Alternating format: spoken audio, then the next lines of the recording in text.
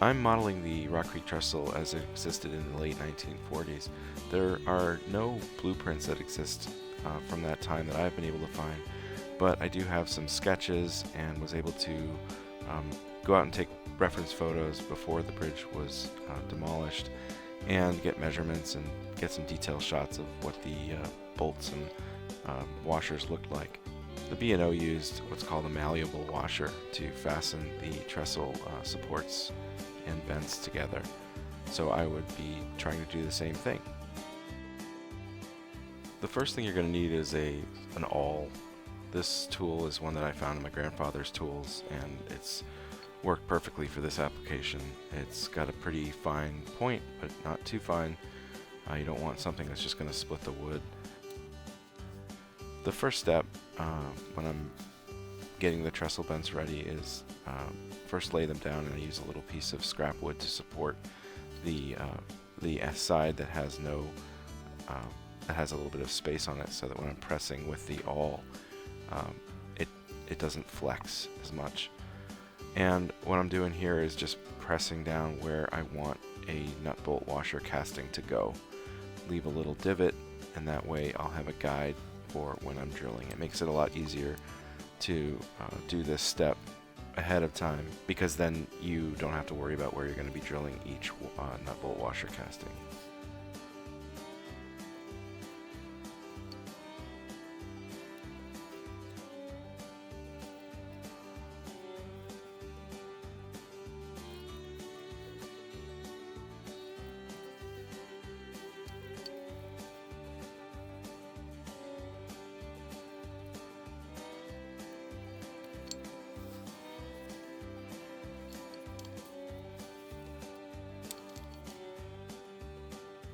Once you've marked all the hole locations, you're going to need to choose a drill bit.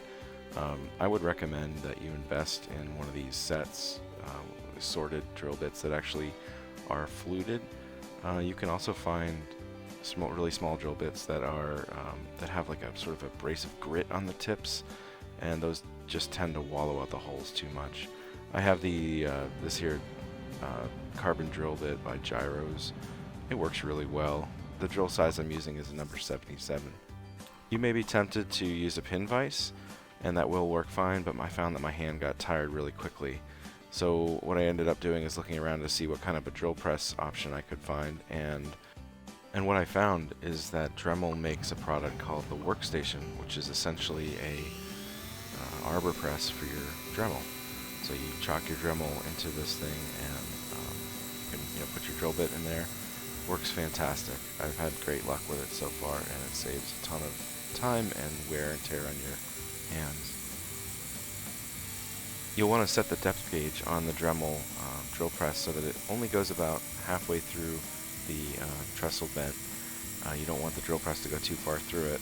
It's basically a stop on the right side. So I lay the workpiece on a small block of wood, and it allows me to maneuver it around and get it into the right position and kind of float it where I need it to be for the drilling. So I'll just line up the little divots that I made earlier and drop the drill right through that spot. And it goes pretty quickly once you get the hang of it and you get into a rhythm. You can actually knock these out pretty quickly.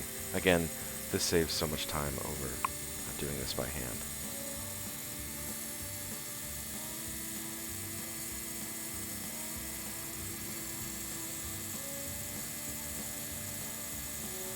For the actual nut bolt washer castings, I'm using Grantline 5066 3-inch malleable washers. For gluing the nut bolt washer castings in place, I'm just using regular Titebond original wood glue. It's the old standby you get at Home Depot.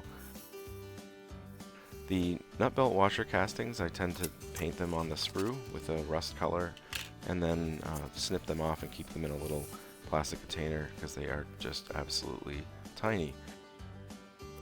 So put a little bit of the wood glue onto your dish of choice. You only need a tiny bit. By the time you do one side, the drop of glue is usually starting to skin over. I've got some fine angled tweezers that I use for this application. I'll dump the rivets into a pile, and I usually just kind of spread them out and then I roll them around a little bit with my finger. And the reason I do this is sometimes the paint, when I'm painting them, will kind of clump them together, so that'll just kind of break off any of the paint that, or if they've stuck together. So position the rivet in the tweezers with a little bit of the bottom sticking out. I drag it through the glue, drop it into the hole on the workpiece, and tap it into place.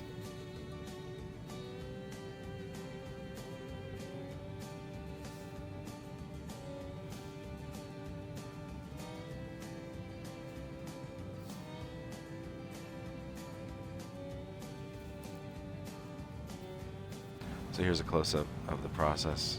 Pick the casting up, position it in place on the tweezers just so a little bit's hanging out the bottom, and then I'll drag it through the glue and drop it into place. And I'll usually press it a few times to make sure that it's seated. And that actually serves a second purpose. Sometimes a little tiny bit of glue will come out around the casting, and by sort of tapping your finger on in the area, you'll kind of pick up any of that glue and you can wipe it off. You'll actually see me almost every time I do that, I kind of wipe my fingers off to get rid of any of the excess glue on my fingertips and on the tweezers.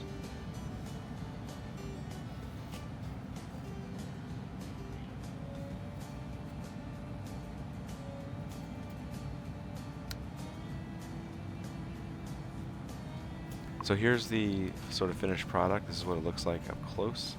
You can see it looks really nice. It's pretty awesome detail there. That's one of the reasons why I'm spending extra time doing it. You may notice that the ends of the trestle bents don't have any stain on it, and that's just because I haven't touched those areas up yet. In case you're wondering, for stain, I'm using Hunterline Ty Brown weathering mix. Hope you enjoyed the video and you get something out of it. I'll leave links in the description to the products that I'm using in the video. If you have any questions or comments, feel free to leave them below. Maybe I'll do a few more of these in the future. Folks, enjoy it, and happy modeling.